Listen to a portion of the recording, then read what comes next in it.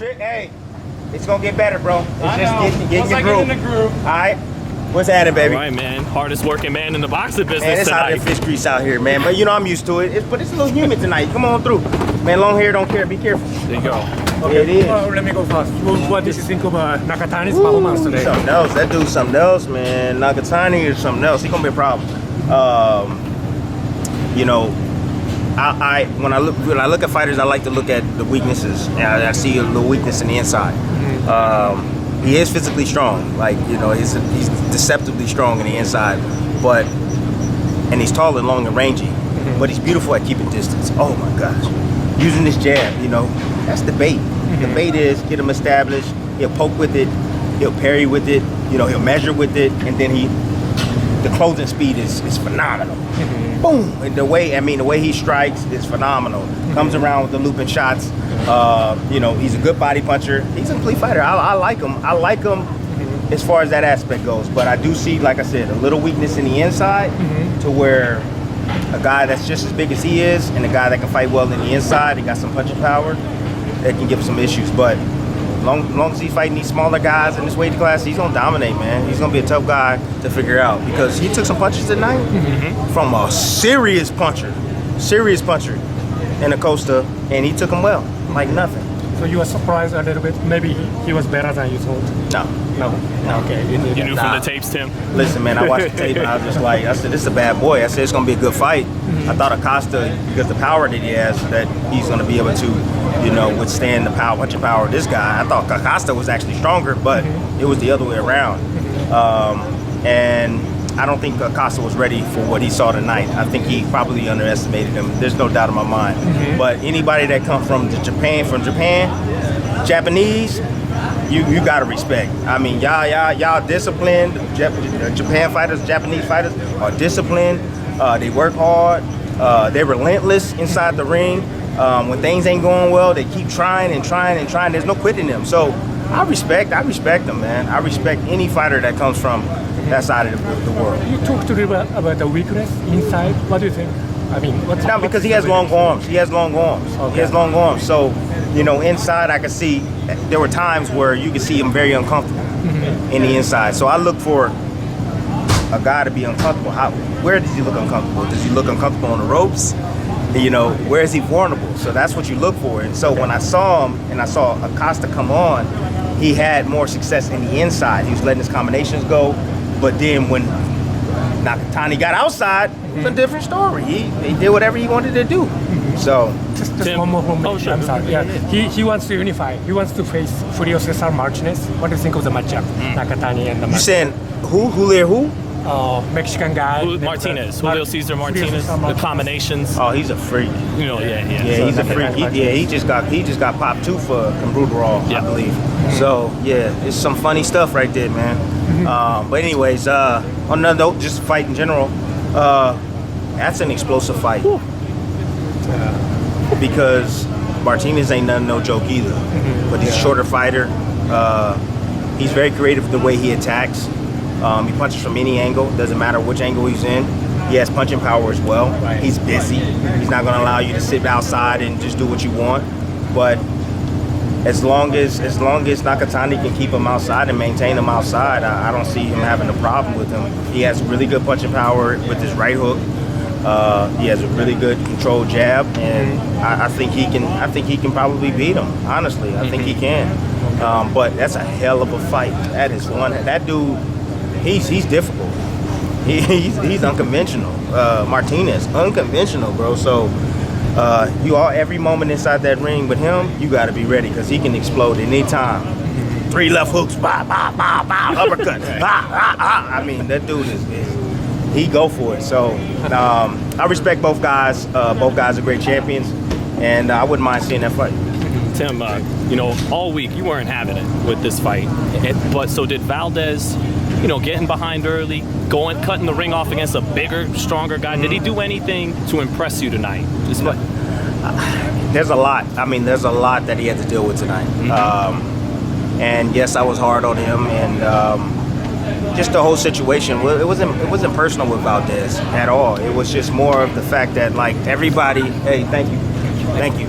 Everybody everybody won't get that same opportunity. You know, you test positive for something if I would have tested positive for something, God, it would have been on every headline here across the freaking country.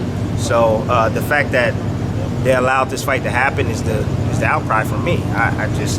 It shouldn't have never Well, you were happened. standing up for the sport, right? It's not like you were trying to hurt Oscar Valdez. You're trying to help all the other fighters not get hurt. Yeah, exactly. Right. So at the end of the day, I would say this. I said something that probably wasn't professional, but I meant what I say. It didn't happen tonight. It's fine. Because the reason why I say that is honestly, and I know this is the past, it's because it's a slippery slope. Yeah. Now, the next guy that tests positive for something, now, he's going to be looking for an out as well. And it's going to be accepted, and it shouldn't be. You know what I'm saying? So, WBC, they need to change their rules. They need to change some protocol, man. They need to change their rules. They need to go with the VADA protocol. And if they can do that, then things will be a lot better, If they can have a uniform policy all the way through, VADA, WADA, USADA, I said this on air, it'd be great. It'd be great for every single sport, If the WBC, like I said, can change that rule and not go with the VADA, WADA, man, and it'll be fine. It'll be okay, Every problem has answers. You just got to figure out a solution. So in Valdez, he just needs to do whatever he needs to do to clear his name. But tonight wasn't his best at all. Going through a whole hell of a lot mentally. I think what Conceicao was doing early on was brilliant. It was great, a great plan. I apologize, I had the name wrong. I was saying Buddy McGirt, his trainer, but it wasn't Buddy McGirt. But I never seen Conceicao so composed and boxing the way he boxed tonight in the beginning, the first half, I would say. I'd never seen him like that, so I thought he might have had an experienced trainer. So forgive me for that. But with that being said, I would say that Valdez just stick to script. The only way you can stop this guy is you got to knock him out or you got to outbox him. We see that he can be outboxed. Moving forward, you got guys like Shakur Stevenson, you got guys like Jamel Herring. Honestly, if that Valdez showed up, it'd be terrible. It'd be a nightmare for him. He's a great champion. He's relentless. I asked him in the fighter meeting, I said, hey man, like, compare yourself to one of your animals. He said, crocodile. And I'm like, yeah, I know. You're strong, brute. You're strong as hell. You come forward, you're fearless, and that's what he showed tonight, man. And I think that's what shows. I see this little outcry or whatever, like, oh, is there a highway robbery and all this stuff. Like, in my opinion, man, I've been around the sport a long time, man. No, it wasn't a highway robbery. I didn't like the scorecard 110, 117. Yeah. Bro, like, fire that dude. Like, what was he looking at? He was on the pay. He was on the pay on the pay scale. So fire that guy. Get rid of him. 115, 117. Yes, it was a bogus point deduction. Yeah. I think the ref could have corrected that when Valdez hit him behind the head. He could have corrected that. We're in Tucson, so we're not gonna. Yeah, but at the same time, it's integrity, man. Oh, absolutely. That's what it's about, man. When you do your job, you try to do it the best, man. That's what I try to do, the best I possibly can, and the ref got to have the same thing. We hold these guys accountable, we hold Valdez accountable, but the referee, we got to hold accountable as well. Did you feel like when Conceicao, he clowned a little bit in the fourth? Man, that's annoying, did that throw him off his rhythm? Bro, no, the clowning is what got him a loss. Right. The clowning is what got him a loss because you lost the momentum and then you allow Valdez to come on. That's what it is, and it's how it looks. It's not like you can tell the face of Valdez. He took a lot of punches. Yes, a lot. He did. He took a lot of punches, but he was relentless. He was landing hard shots. I thought he was landing a harder, cleaner, like the harder thudding shots, I would say, down to the body. He was attacking Conceicao down to the body. He was catching them every now and then, and it was how it looked. And he was winning the end of this fight. So the whole posturing and moving around, all the antics and stuff, that don't win you fights. Right. Keep fighting. You've been around the sport a long time, bro. That's why I'm sitting here, I'm talking to you, and you saying, hey, I'm not when he mad started about doing the it, I decision. yelled, that's how you lose a guy fighting another man's hometown. That's how you lose the fight. Exactly. So, but you being around the sport a long time, you know that. It reminded me of Harrison and Charlo's rematch. Thank you. Remember Tony Harrison was doing his thing, and then all of a sudden, rhythm got lost. Absolutely. Right. You even go De La Hoya, Trinidad, but De La Hoya danced around for 6 rounds, took the last 6 rounds off. Same thing here.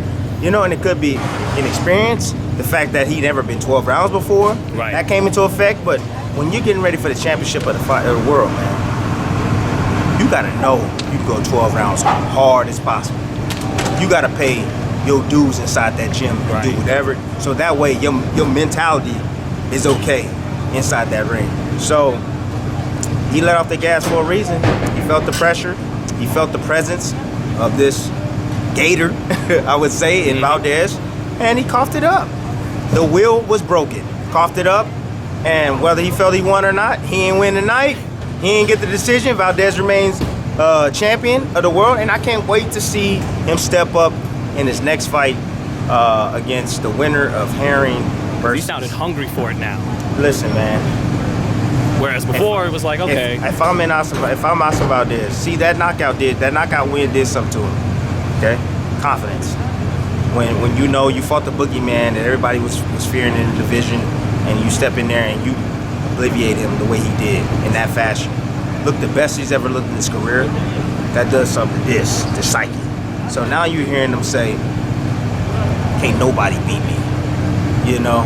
Can't nobody beat me. I know he's felt that inside, but he's never like just came out and said it. Can't nobody beat me. I'm ready for any challenge, you know. And he hears that he ducked Shakur at 126 and he moved up, which he did, which was to me was a smart move, honestly. Right. Shakur didn't have a big name like Shakur has a big name now. Now it's worth it. And now he's a champion. So if Shakur can get a belt or Herring can get a belt, that's the fight I want to see. Because you can see he can be outboxed. You can see Valdez can be outboxed. I've known this. If you can deal with that punching power, if you don't allow yourself to get hit with those big shots, those looping shots that he throws, and you control him outside, you can control him and you can beat him. But you got to do it for 12 rounds. That's the hard thing. Because he's going to keep coming. If you don't kill this man, he going to keep coming and keep trying. So the guy that I think that could do it, honestly, I think that Shakur Stevenson can do it. Right. Supreme skills. I'm curious to see how he looks in his next fight. Right. Because of all the backlash from his last fight, but I'm expecting a different. He's probably gonna have to cut the ring off in that fight. Herring's tall. He's big. So in the fight with Herring, you got two boxers. Yeah. Both guys like to stay outside. Both guys like to stay. So I think it's gonna be like a fast-paced chess match. But the person that's gonna start dominating the fight is the guy that's gonna press forward, that's gonna take more risks, the guy that's gonna be looking for the fight. And I would highly say to both these guys, put on the show, man. Put on the show. Down there in Atlanta. You know, let's go. Right. Yeah, I mean, the lights are bright. All the fans gonna come out and see you, support. The fans at home, they want to see you. You know, Shakur, you have that name that everybody, you know, it's ringing a bell. You know, people want to be entertained, be smart, take some risk, calculated risk, win the fight, look impressive, and move forward and get Oscar Valdez in the ring, because you beat a fighter like Oscar Valdez, who I believe is probably a Hall of Famer. Could be tarnished because of this whole thing, but it's all good. Just from his resume alone, forget about the whole testing positive thing. Let's forget about that for now, for just a second. Hall of Fame, right. No doubt. I think he has a Hall of Fame career. I mean, the guy's dominating. He ain't never lost, and he keeps on dominating. And you got to give him homage for that. Pay homage to that.